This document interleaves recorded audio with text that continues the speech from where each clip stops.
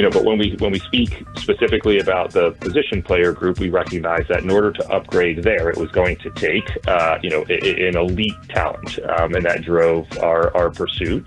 But now, we've had a chance to kind of regroup, and we recognize that teams that win in the postseason, they pitch, and the ability to build out both quality and depth in our rotation is something that's going to serve us well over the season. I think we saw what happened last year when later in the season our bullpen got tired. We had a couple unfortunate injuries with our rotation. We didn't quite have the depth built up to step in and replace them. So that's the focus of ours. We'll continue to be aggressive in pursuing starting pitching, but we'll also start to shift our focus toward continuing to address the bullpen. We obviously lost some really important innings at the back end of games down there.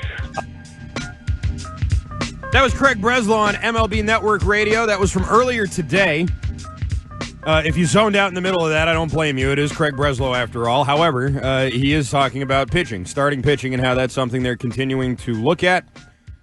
Kind of poo-pooed the idea of really upgrading much in terms of position players, which I was surprised by. I didn't expect to hear him say that. I hated didn't that expect clip. to hear him say anything. Yeah, anything about. He talked too much about selling me on all the good things with the returning roster. Right. That felt like well, we're not going to get Teoscar Hernandez or Bregman or whoever, so I'm going to start selling people on how good everything that we already have is. And there's some good players on the roster who are returning, but you know who's not returning? Your best right-handed hitter. Mm-hmm. All right? He's gone. He's a Baltimore Oriole right now, and you need to replace him. That's 31 bombs. That's not really negotiable. Like, you have to do something about that. You do have a good returning lineup, but it's all lefties, and the righties are questioned. Trevor Story and those guys, we don't know. We don't know what they're going to be or how they're going to look or what's going to happen. So, yeah, you need to replace Tyler O'Neill, and you need to do it yesterday. And ESPN has their free agent predictions, which are out right now. They did nail the Juan Soto to the Mets thing, which, again, I mean, listen, a lot of people thought that. But here's what they're saying about the remaining free agents who have not signed yet. Number one,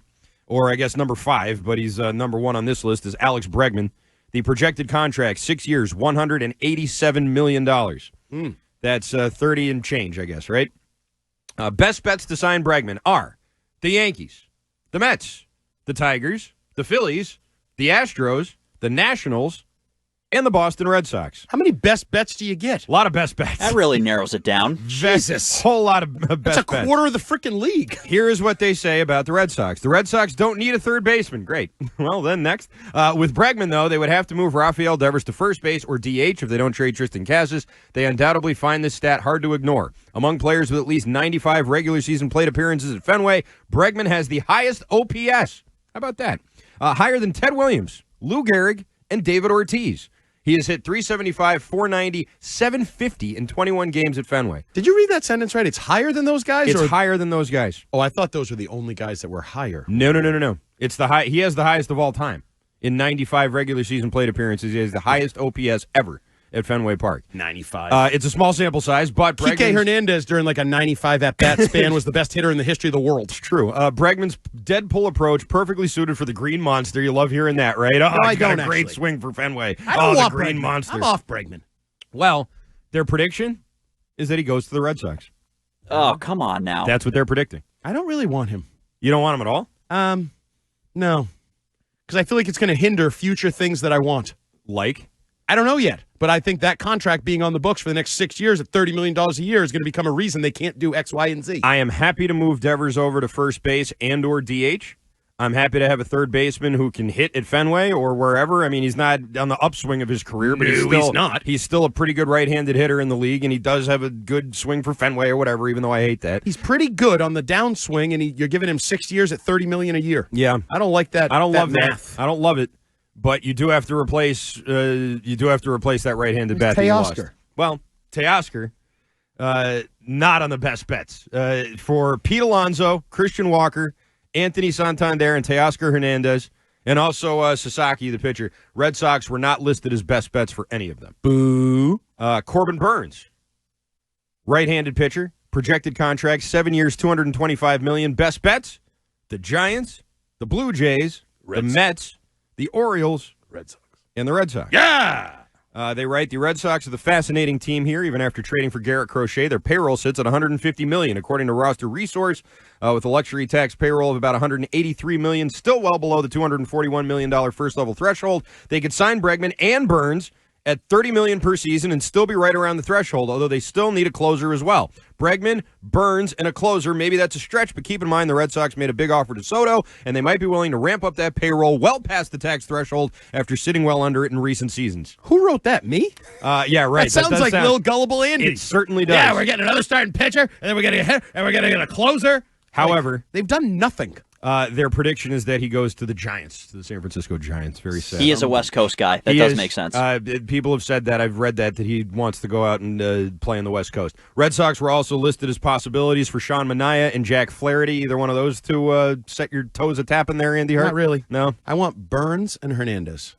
I'd like those guys. That's the top of my wish list.